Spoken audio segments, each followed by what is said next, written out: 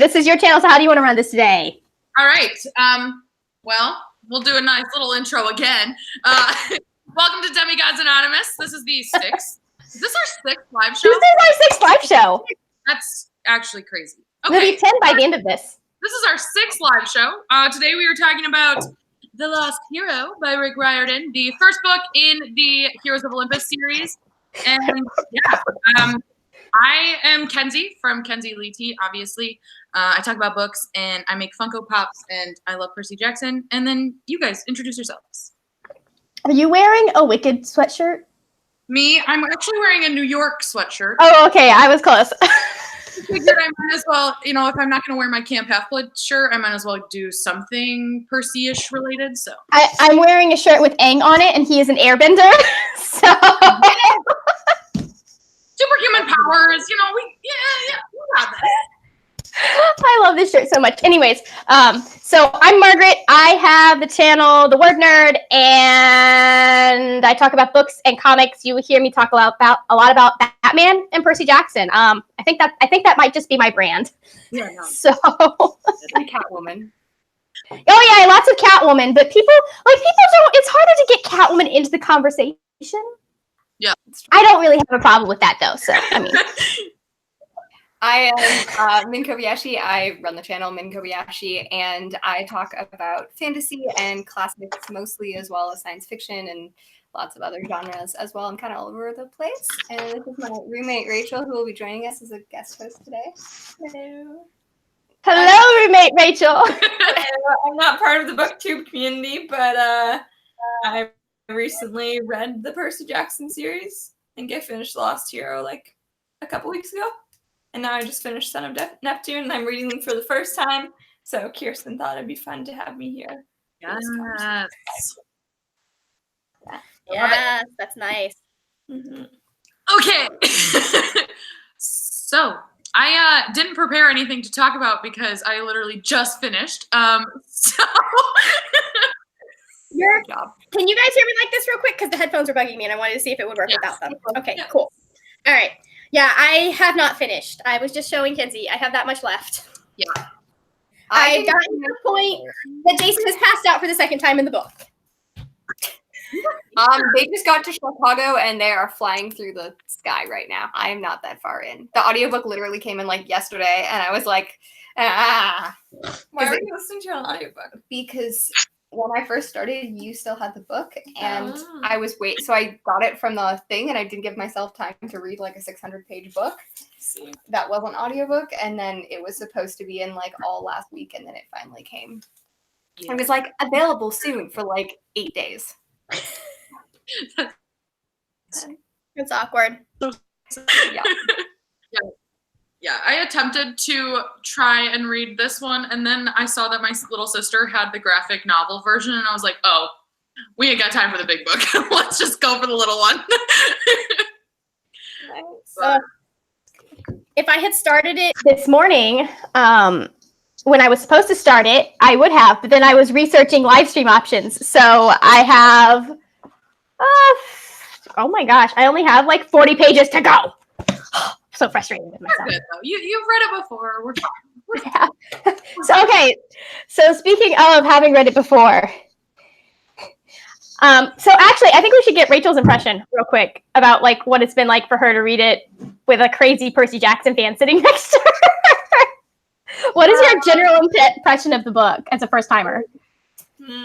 I was just happy to know that the series continued. Like I didn't know after the first 5 novels that there was even like a spin-off or whatever with the same characters. So that was just like exciting to get to keep on hearing about like some of the same characters, but a lot of new ones. Yeah, I really liked the idea of there being like a second camp. I didn't know that was a thing. So that's really neat. I don't think that was a thing until the very last Percy Jackson book. So yeah. Oh, was it in the last Percy Jackson one? No. There was an allusion to the prophecy in the last one. Oh, yeah. Yeah. And then the last one is when we first find out Talia's last name. Oh, right. Okay. So, I mean, I'm not Rick Riordan, but there's spec that he, like, hadn't figured out that he hadn't figured all that out until towards the end of that. Lost Hero only came out like 4 or 5 months after The Last Olympian, so he had to have it planned. Yeah. It I was was gonna say, There wasn't like a little like first chapter sneak peek thing, was there? At the end of the 5th book? I don't think so. I think Not the hardcover. from what I was gonna say, from what I remember, I think like the Last Olympian came out in paperback, and then The Lost Hero. Like I think like right before Last Olympian was in paperback, The Lost Hero came out. Okay. Remember? Yeah, I think because it came out the year that I graduated from college. And Lost Hero had come out shortly before. Like, I literally started reading Percy Jackson the last year. But yes, there is the first chapter of The Lost Hero and the first chapter of the Red Pyramid. Oh wow. Yeah. Okay. In the last one. Anyways, I'm old. I don't think it's in the hardcover, but I don't have it with me to check, and I'm not going to the other room. Anyways, I love these books so much. It's there's so much, because we were talking about this on the chat that I'd forgotten happened. Well, it was really interesting for me to read it. Like, I haven't finished, obvious, but my story is that, like, I found The Last Olympian at my friend's house, read it, and then went back and read the Percy Jackson series. You mean The Lost Hero, not The Last Olympian. Sorry, yeah, I read The Lost Hero because it said it was, like, the first in the series and whatever. So when I read this book for the first time, I had no idea who Percy was. I had no idea who Annabeth was. I had no idea, like, Wait, what you hadn't read the Percy Jackson series? No. Oh my gosh. I know. I was at my friend's. It was Genevieve's house, and she was sleeping Oh. because it was actually like New Year's Day, and we were all super tired. But I woke up early, and I was like, "Well, I'm just gonna read a book because What else I don't would wanna- Kirsten do? I don't want to family." So I just picked up the book, and it said it was the first in the series. So I was like, "Oh, okay." It actually works really well as the first book in the series, even though it's technically a sequel series. There's a lot more Annabeth in it than I remembered, which makes me happy. Yeah, me too. But I remember, like, I was reading it, and I remember, like, this time around looking at it and realizing that everything you need to know is explained. Like, we don't really need to know what happened with Percy. We just know that he was a big hero on the, with the Greek side. And so I was actually impressed. I was like, yeah, because I read it after I'd read the whole Percy Jackson series. I didn't jump right into it, considering that I finished the Percy Jackson series right before it came out, because I was bitter. And I didn't want to read about not Percy books, because he'd said that this was not a Percy Jackson book. And then the entire series ends up being about Percy, basically. Yeah. I would have definitely liked to read this series. Like, I think that it would have been kind of fun to read it without knowing about Percy Jackson. Because, like, I remember the first time I read this book, I was, like, so angry that Percy wasn't in it that I was like, now granted, we all know I have a deep love for Percy, but like I just remember kind of like, oh my gosh, like when is Percy gonna come in? Come on, Rick, like, and then he's not in it at all, and I think my little heart was just so shattered. I was so mad about that, Kinsey. So mad. I spent the entire book waiting for Percy to appear, and he doesn't! I know! I was so angry. I remember like reading it, and then I would like try and like flip through the back to like see, oh, maybe he'll be there. Like, it's fine, Kenzie, just hold on. Like, things will get better. No. Yeah, I was like, it'll be fine. He'll be there at the end. That's what's going to happen. They'll find him at the end when they find Hera, and then, nope. Yeah, I was very annoyed at that as well. I was like, I really thought, I think every time I read these books, though, I think that like so much can happen in a book, and then it's like the span of 5 days, and I'm like, for like, really? Yeah, I feel that. That's Yeah, I was just like, oh yes, and we have 4 days. I was like, what? Why? So I was like, oh, for sure Percy will be in. It's only 4 days. But no. And then the next book doesn't happen until like 8 months later. Yeah. But we're not going to talk about that. One of the interesting things that I noticed, and I wonder, like I was thinking about, is I feel like a lot of the Percy Jackson books, he had like 10 days or 2 weeks to kind of complete the amount of, and then Jason gets 4 days, and I was like, I wonder how much of that had to do with the fact that like Jason can fly and Percy always has to travel over ground, so Rick had to build in that actual like a realistic timeline, since Percy can't just hop on a plane without getting zapped out of the sky. That's I know like I wouldn't say any spoilers for the rest of the series, but like that's actually like my biggest issue with I think is the fact of how fast everything happens in this series though. I was kind of noticing that like as I was reading, because like it kind of like kept like saying, oh, there's only like 4 days, blah blah blah, and I was like, damn. And then they're taking their time. I'm like as a person, I'm like, I can't even get like all my homework done in 1 day, like much less 4 days. Like I can't, how are you doing this? This isn't humanly possible to do it in 4 days. I mean, I feel like when it's just you need to travel from here to here and the fate of the world depends on you, that's a little like, I mean, like if my homework doesn't get done, it's the world's not going to end. My grades might tank, but still though, like there was just, especially like at the end, when they're like rushing and at least it was like they had like 3 hours or something. I was like, how are you guys gonna go from this place to this place, defeat this and this in 3 hours? Like air travel. Air travel's not that fast, even on a magic bronze dragon. Yeah. Yeah.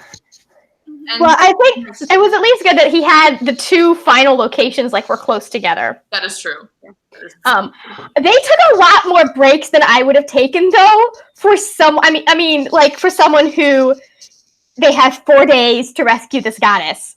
But Because I think like my inside like friendship, you know, thing, I just really wanted them to like take more breaks and just be like, oh, and then we had a nice like time of just like hanging out with each other and our friendship really deepened, and that's what I want. In every book, I'm just like, yeah, just have like a summer at camp that's just like nice and warm. Go hang out in like the Roman city, you know, like it'd be chill. I love like downtime in books, and that's like actually one of my most frustration things is that so many books jump from like one thing to next. And I'm like, I want character building and just some downtime. Yeah. Mhm. And I think the Percy Jackson series like had that more. Yeah. Because sometimes they would just be at camp or like seeing Annabeth and Percy like flourish. yeah. Yes, flourish. I would like to see more of Annabeth and Percy flourishing. Yep. Or like even I can't remember that. Yeah, like them like just like hearing about people's friendships, but it's fine. Yeah.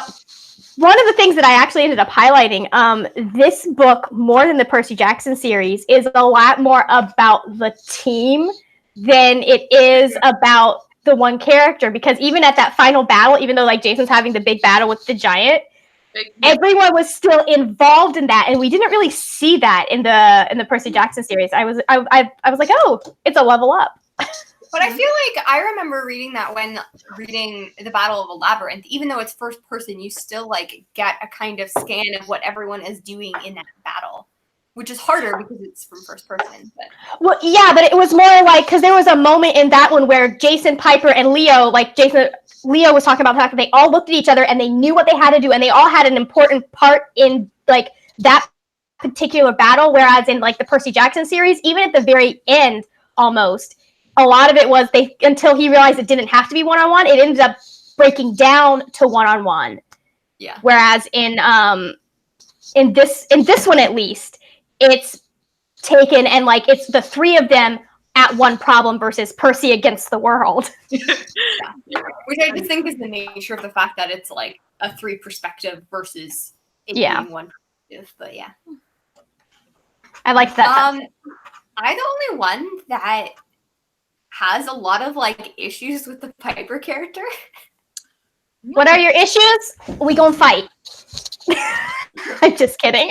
No, I definitely want to hear that. I've never like loved her, but like I do think that if I remember correctly, I like her later in the first novel. She just like hates every single woman she comes in contact with. It's super annoying. I did not get that impression. Like, I'm not all the way through it, but she is so far, like, despised every single woman. Like, she was even, like, not even super happy at Annabeth. At the beginning, but they kind of, like, it was fine by the time they left, from what I remember. I feel Piper, like, you pointed it out, but I think that, like, a lot of her, I think it's more, like, all of the women that she comes in contact with are just so ungodly beautiful that I think Piper kind of has like this hatred towards like pretty women almost. I don't like at all.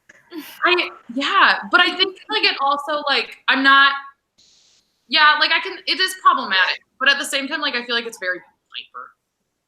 I feel like it has to do a lot with like, because I know she talks about it at one point where just thinking about the environment and like I mean like I don't think it's cool to always hate on women, but I think a lot of it has to do with like her insecurity.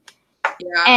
And her being judged based on her looks alone because she works so hard to make herself not pretty. I know, but I don't know. I just hate the like, women, beauty, everything sucks kind of. I don't know. Well, I mean, you have to think about the fact that her dad has been obsessed with his looks her entire life. So I understand why she has a negative connotation to that. And I like the fact that we have Aphrodite to come in later on in the book to kind of be like, well, I mean, like kind of explain what beauty is and kind of confront how Piper is feeling about that. You haven't gotten there yet, though. It's like there-ish. Oh, that is a Piper chapter. That's literally what I was talking about. And maybe like I don't know. I remember having like a bad feeling about her like at the beginning, but I don't remember it exactly. And then rereading it, it just becomes even more poignant that I'm like, No, I don't blame you. But it's also I think part of her character arc. So it doesn't bother me yet. Later on it gets better. I don't want to spoil anything, but I do think that like I just think that Piper as a character becomes less prominent as the series goes on. I mean, I can see that. We don't get her point of view as much in the later books. Do we? We don't get her in Blood of Olympus. Do we get her in? Yes, we do. Her point of view. Her point of view is definitely one of the points of view in Blood of Olympus because my favorite scene in that book is in her point of view. But she's not in any of the other three ones. She's not in Son of Neptune, Mark of Athena, or House of Hades. Like her point of view. Okay, so yeah, she's only Mark of Athena. What? I thought she was in Mark of Athena. No, Mark of Athena is Hazel, Annabeth, Percy, and Leo?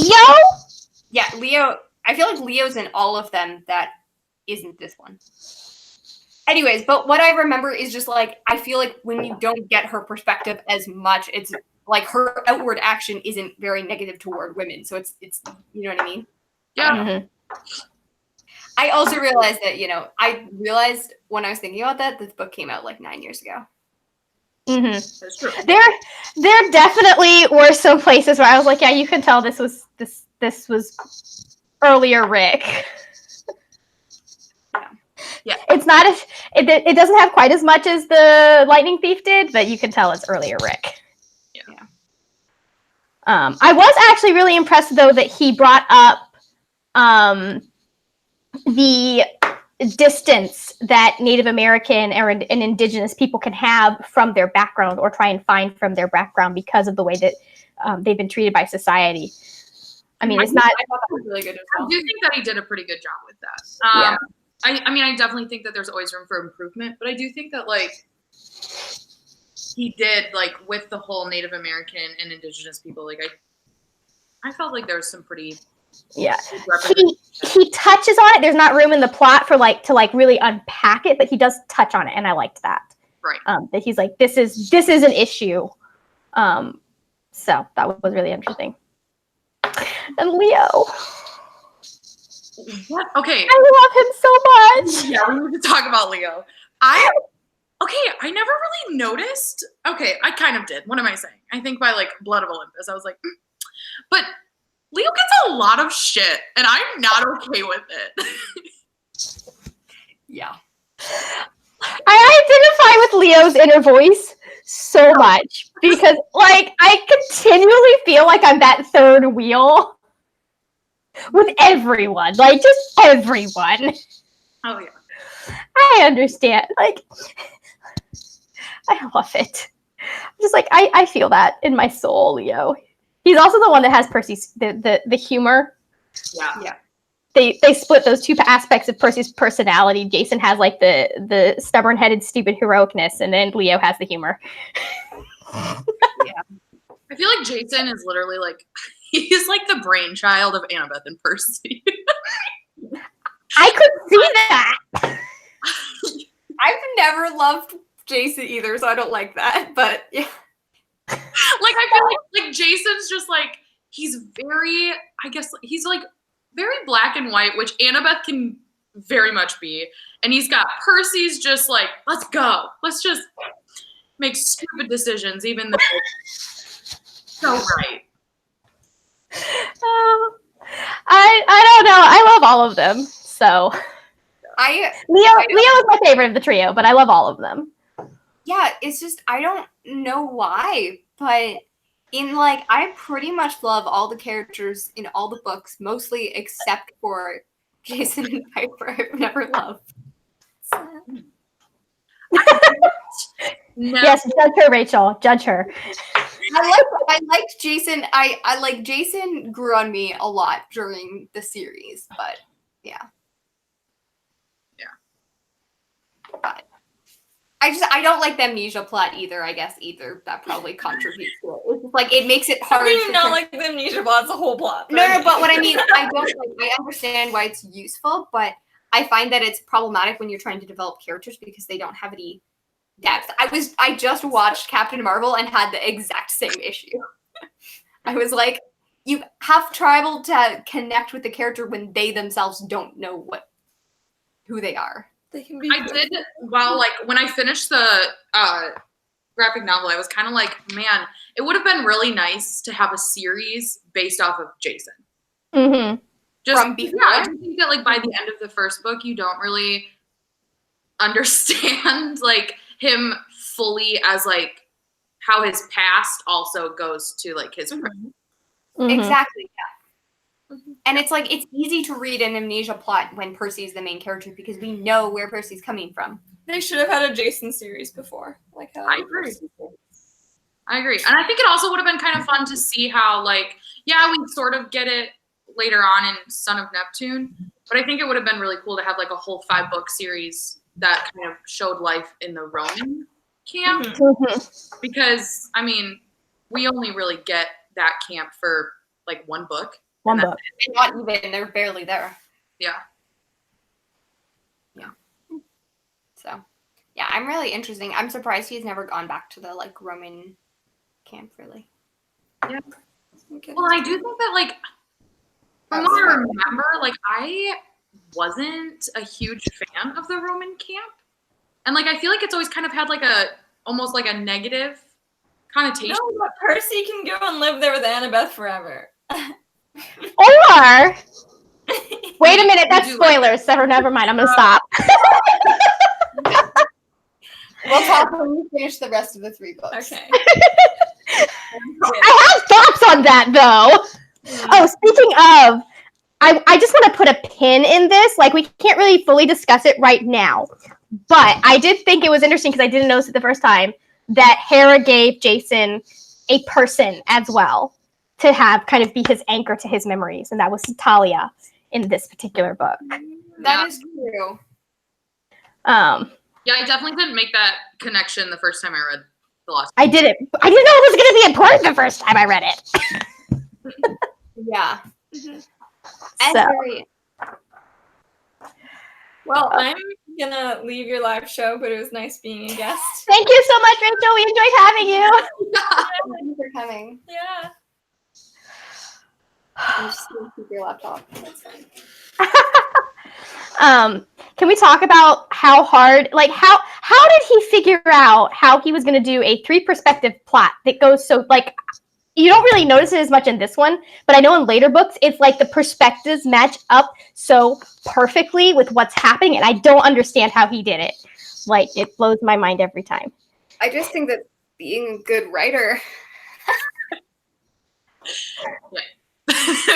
Like, Either, no? No, we don't have anybody in the chat. I think it's just us right now. Okay. I do have the live show link on Twitter if you want to go to if you have your phones near you. Yeah. Oop, that's wrong. Can people talk on Twitter? Well, no, I was just saying the link if you want to Oh, I tweeted it when yeah. I tweeted it when it first went out. Yes. Fantastic. I'm going to retweet as well. All right. Anyways, so, okay. Who wants notes? I want all the notes. Give them to me. A lot of them are just me, like, laughing at this and saying, I'm not crying, you're crying, when every time Annabeth mentions Percy. Yeah. Oh, yeah. That was very accurate.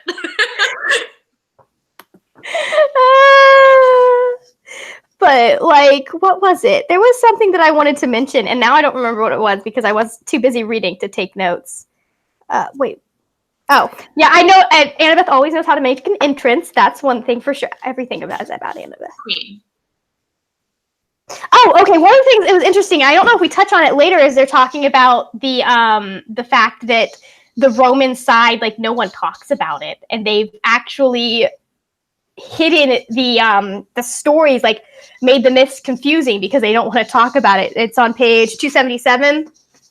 That's how you deal with why there's discrepancies. Yeah. But she's talking about Porphyrion, and she's like, but those myths are really garbled and conflicted. It's almost like nobody wanted the story to survive. I thought that, like Min said, I thought that was fascinating because so many of the Greek myths have so many different interpretations. Yeah. That is so true. So, like, what was your favorite moment in this book? Did you have one? Sorry, no, that was just my luck because of the fact that I went to go onto the our live show on Rachel's computer, and it was, this video is restricted in your area. It's like, I am in this video. How? So sad. So apparently Canada is blocking our live show. Why did we say that was controversial? They didn't like what you were saying about Jason, Min. I think it's a representation of Canadian culture in this novel. That's the real issue. But I thought, but is there really any Canadian? There's only, well, there is Quebec. Okay, what was I going to say? Not very many great things said about Quebec culture. No, there's not. Okay, also, we just have. I grew up in Ottawa, which, like, I grew up 3 blocks from the river that separates Ontario and Quebec. So I know, like, the climate between the French and English in Canada. Wow. Beautiful. I think that might be the most overly generalized, terrible description of Canadians ever. But what's in this book, or? Yeah, it's so terrible. I mean, it is only one character.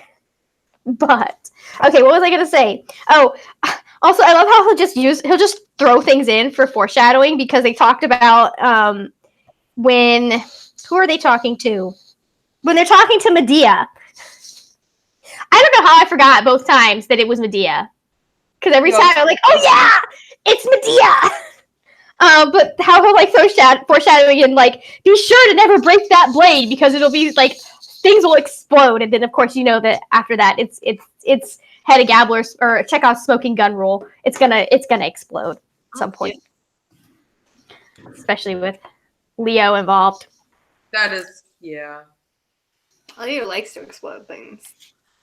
I mean, who wouldn't? Yeah. Another way I relate to Leo. Like, Leo and Frank are the, like, least appreciated, and they have the coolest powers. They do, and I love them. I do love them. We don't get as much with them, but that's funny. I love how the most ominous saying in the book comes from frickin' Aphrodite. And that's, the doors of death have opened. Yep. Aphrodite. Throwing curveballs left and right. I've lost my place because I took my bookmark out. This was not a smart idea. So, anyways, my favorite moment in this book. Do I have a favorite moment in this book? It probably is when Annabeth shows up. Oh my god. I feel like It's either an Annabeth moment or a Leo moment. I think like, especially like while I was reading this one, the second time around, I was most excited for the scene where Piper takes lead over the Aphrodite cabin. I don't know. There's just I haven't gotten there yet. I'm so mad. That is a good moment, though. I don't know why, but I love that scene. Maybe it's just that I like Piper being all like. Maybe it's just because Drew deserved it. Right. For being just such a piece of crap to everybody. I know. I just also hate that, though. Is anyone really that bad in real life?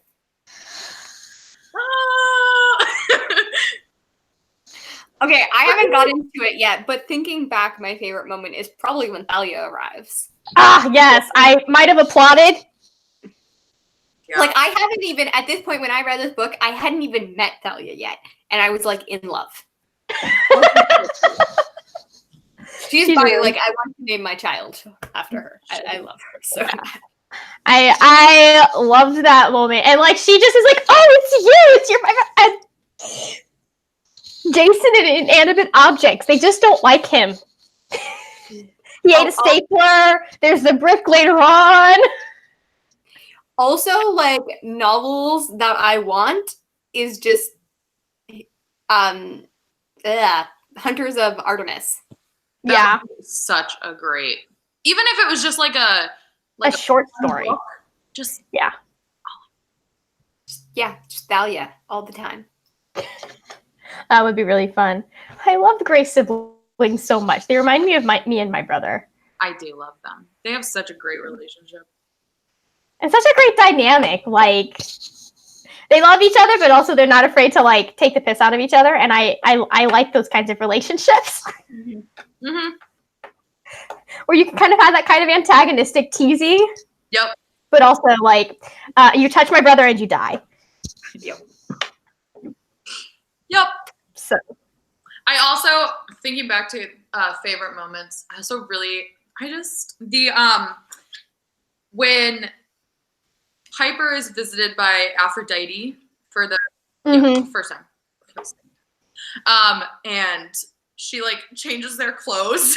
That was so funny. It's so funny and it's so stupid. I love it. It's an Aphrodite move though. I love how like she gives everyone a style they enjoy except for Piper. Right. Piper's like, what the heck am I wearing? And then Hedge is like, yeah, I like this suit. Yep. Oh, that was funny. Turquoise is a good color.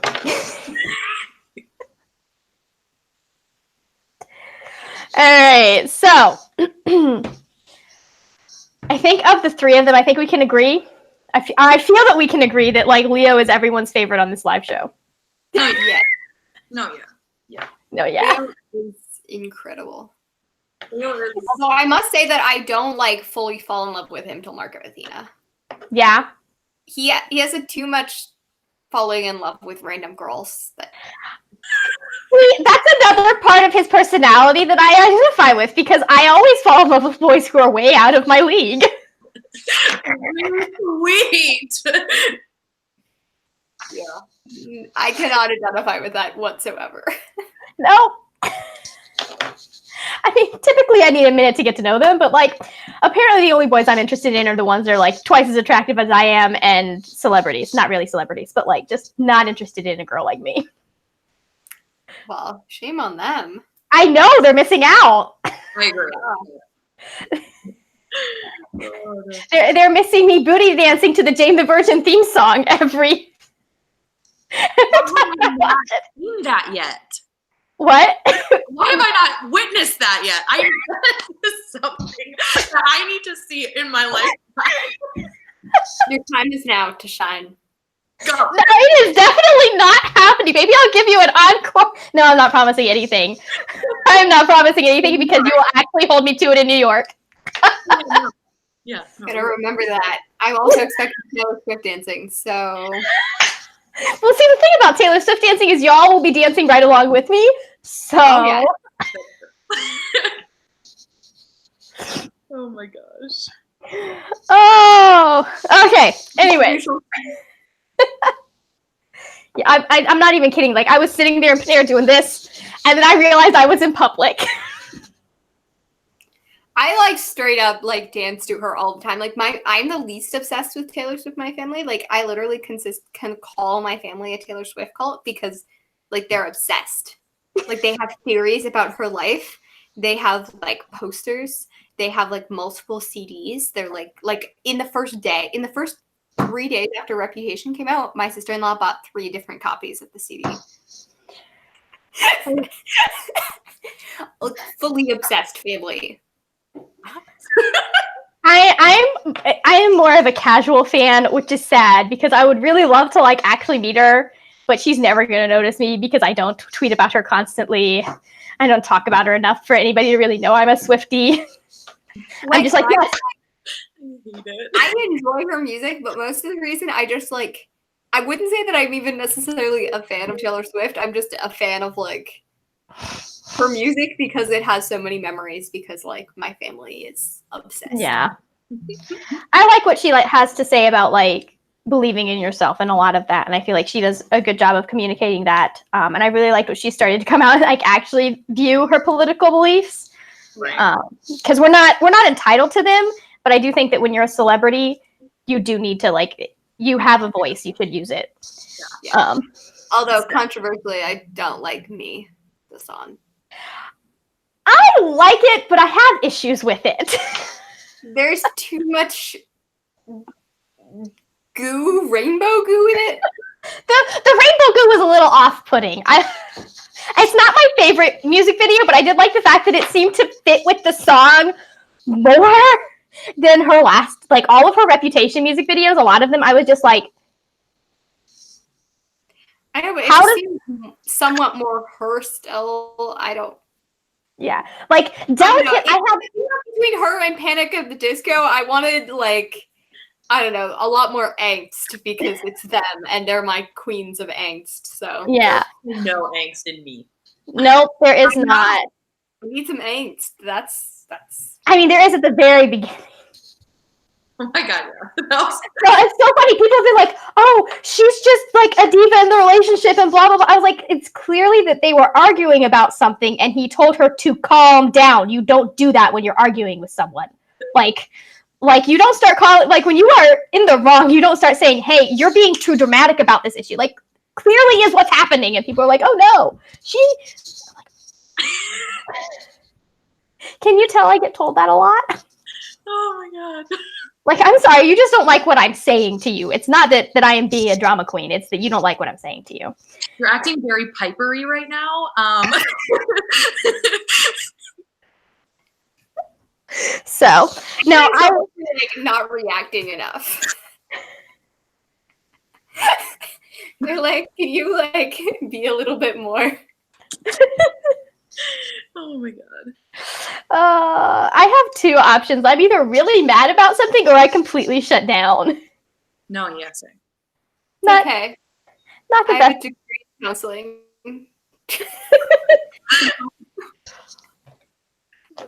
Half the time I never know about there's somebody in the chat. Half the time I never know about like why I'm mad about something until after the fact, and I've been able to sort through my emotions. But sorry, there's a hair on my face. Okay, so since we're talking Taylor Swift, I have a question for you. Taylor Swift song for each of the 3 protagonists of this book. Oh my god. I only know Taylor Swift's old music. That's okay. I like maybe because it's the most annoying Taylor Swift song and my most annoying Riordan character, but Shake It Off, Piper. Shake It Off is a masterpiece and it's wonderful. How dare you? I feel like Piper, in an ironic sense, deserves her song "Love Story." I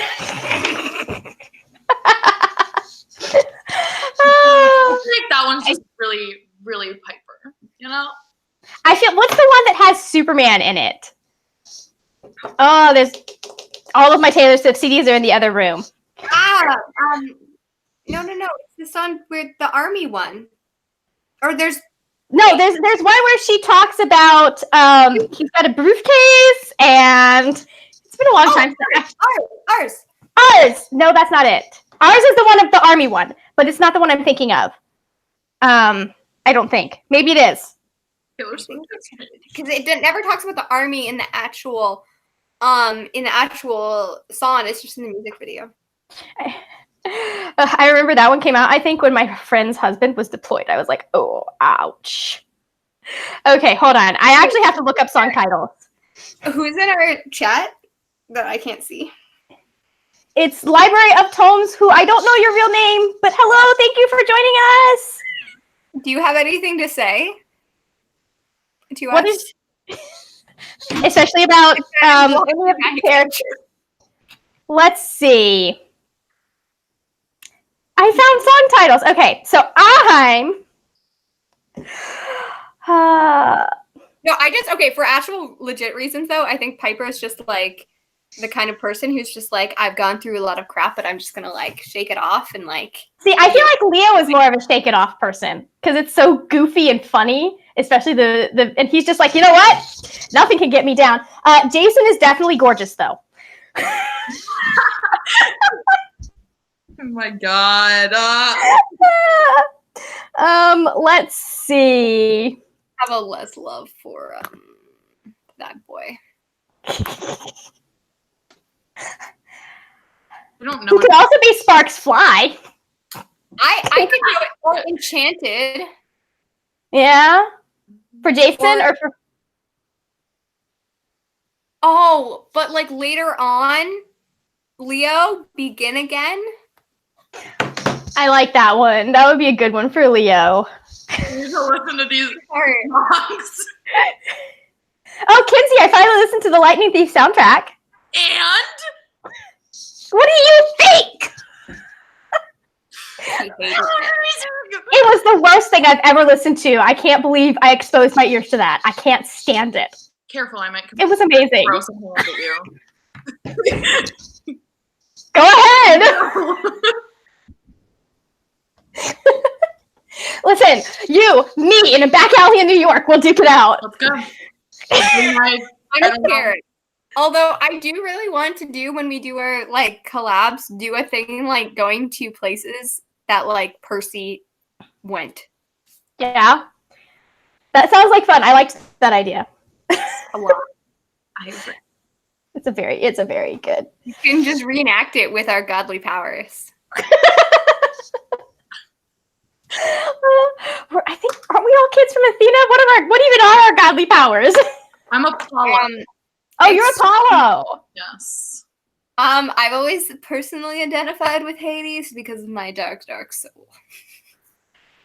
But I think that makes sense. You think what? I think I'm probably actually Athena, but my little goth kid really wanted to be Hades. I mean, if it's your aesthetic. I'm not really that gothic anymore. If Artemis didn't have to swear off boys, that's not happening. You couldn't be her child. Yeah. Unless other brainchild. Yeah. I mean, like, how if Athena can have kids, why can't Artemis have kids? Probably because she never. Go ahead. I just feel like Athena also works for me. Like, cares like more about like knowledge and all of that than like boys. That's me. Mm-hmm. In a nutshell. Just like, let me have my books and wisdom and too much practicality probably for my own good. I feel that on a deep personal level. Oh, I love it. Yes. So, all right. Is there anything else I wanted to say about this book? Because I highlighted a whole bunch of stuff. What's your emotions? What is my what? Emotions about charm speak. It gives me the squicks. A little bit. Like, I like that Piper feels conflicted about using it. Yeah. I like that she's not like I feel like if it was somebody who just was like, I'm just going to use it the way kind of Drew does, I would have an issue with it. Because I think it is something that definitely can be used for the wrong, and that you're manipulating people, and I don't like manipulating people unless they're trying to kill you. Like, I'm totally fine with manipulating bad guys, but like if they're on the good guys' side, no. So, what is your opinion since you asked the question on Charm Speak? When I first read it, I wanted to be daughter of Aphrodite because so that I can manipulate people. Yep, you are. I was like 13 at the time. You're definitely a Hades child. Are you also a Slytherin? Yeah. I love how I knew that. Like, I'm like the only thing that like Slytherin I don't identify with is like being like racist and super like, because for me, like, I at all, like, I know a lot of people are more like I don't care about a lot of people that unless I'm close with them, which is like not me at all. I'm more like, Yeah. I care about everyone, which like doesn't necessarily mean that you're racist or whatever, but it is kind of what leads the Slytherins to more likely tend toward pure-bloodedness is Yeah. they value people they're close to more, which is definitely not a character trait of me. A little bit of a bleeding heart. But like then Bishes and cunning, all of that. I'm like, yes. Mm-hmm. And Yeah. somewhat listeness, as just after saying I'm a bleeding heart. It's a dual thing. Yeah. I do remember back to the whole Charm Speak. I do remember reading this and kind of being like, where the hell were these powers the first series? Like, exactly, especially if Drew existed, how did she not become cabin leader before? Well, apparently Selena Beauregard was older, was better at Charm Speak than she was, I guess. Or maybe just nobody abused it until Drew got into power. Clearly she existed. Like, she Yeah. didn't just arrive and become head counselor. right. No. Yeah, she says that. So, I think it's an interesting power and it's useful. Right. And because he can get away with a lot because we didn't go in depth to a lot of the other cabins. So that's helpful. I do want to bring up one thing. There goes my bookmark again. On page 416, they're talking with Aeolus. And he's talking about the weather in Florida, and it's saying, expect milder temperatures today, and at the very, like, 2 sentences later, he's like, sorry, Poseidon's angry with Miami today, so it looks like that Florida freezes back on. I was like, oh, man, that would be a beautiful explanation for how weather in Florida works. Honestly, though, thinking the same thing about Michigan. Yeah, so it was like 20-some degrees here on, like, all at the beginning of this week, and it's supposed to snow tomorrow. Yep. So 20 degrees is like, it was like almost 80 degrees here, and now it is going to be below zero. To put that in American terms. Like, we were, like, 3 of my roommates all burnt themselves. I just don't go outside. They all burnt themselves in, like, being outside for, like, half an hour. It was warm. Everyone was in, like, shorts and T-shirts. And then snow in tomorrow. We don't get the snow, but we do have when our winters come, because the cold just, like, that's one of the hard things about Florida winter, like, it's so frustrating, is because the cold never stays. So you'll get to frosting temperatures where you need you just don't have a chance to get used to it. But we'll have days where, like, you'll be Christmas Day, you'll be wearing tank tops and a T-shirt, and then 3 days later, you're like, I need 6 sweaters and all of my leggings on. Oh, that's what, like, my part, like, that's not where, like, I grew up, which I only grew up, like, 6 hours from here, but, like, I'm in, like, the tip, like, on 3 areas of me. I actually have the U.S. around me. I'm, like, in the southern part of Canada. But, like, it's just, like, there's never a week where the snow doesn't melt. It's, like, it literally, like, every week, it's, like, it goes to, like, 5 degrees, and it, like, all melts, and then it goes to, like, -20, and then it, like, jumps back and forth, like, every day. So it's nice because we never get we never get snow buildup because it always melts at least once a week. But then it's convenient. Like literally the day before April Fool's, it had been, like, also super warm, and I was like, and it was March 31st, and I, like, was out in T-shirts and stuff, and then I went out and was terrible because I went to church in the morning and I was like in a like summer, like spring dress. And I walk outside and there's snow. And I was like, what? Like, yesterday I was wearing a t-shirt. So I was just like, I'm going to wear a dress to church today. My favorite is about March and the beginning of April, where it'll be cold in the morning where you at least need a jacket, but then it'll be hot, boiling by midday. Yeah. So.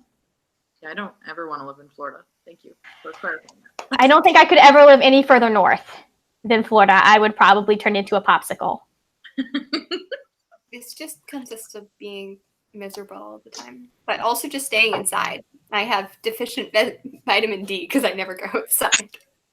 There are supplements for that. No, like literally. So you become vitamin D deficient at 125. I have 24. They put me on IV. There are more. You do, but you could also take supplements to help with that. My doctor, my doctor prescribed them for me for a little bit, and now I'm like, I just need to make sure I get outside for 20 minutes now, every day. Oh my goodness. It's cold out there. Yeah. Okay, this is not about Percy Jackson. No, it's not. It was about Percy Jackson. I mean, the book wasn't, but I mean, we love Percy Jackson, and I can't wait to see him when we read the next book. The Son of Neptune has my heart. Just like I inspired by you, Kenzie. I just got the audio graphic novel from the library. yes. Nice. My sister read that one too. I'll probably read that one too. Yeah. Hopefully I. That's right. You moved recently, didn't you? Huh? That's you moved recently. That explains why the books are everywhere. I actually like the books everywhere. Yeah, I'm moving out of my apartment back home. So I have been very slowly bringing all of my books back home. It has been a very bad process. And I don't have any of my bookshelves yet. So they're all just sitting on the windowsill, kind of like waiting for a home. But it's fine. It's fine. Yeah. This summer when I moved from like one apartment to another, but our thing fell through last minute. So we had 3 weeks when we were just couch surfing at friends' houses. And I like had 12 or 10, 11 boxes of books just in my car that I refused to like move elsewhere. So I just had it like in my car for like 3 weeks where I just drove around with 11 boxes of books. As someone who has moved her books more than once, I don't blame you. It was really bad moving back to where I live from Gainesville because I went to school in Gainesville for 3 years. And I kind of slowly brought books up to Gainesville. Like I would grab some when I was at home and then go. And then I had to move all of them back. And they were several boxes. And I'd accumulated more. No, yeah. So. Yeah, I'm afraid of ever moving now. Because I got a bunch more this year.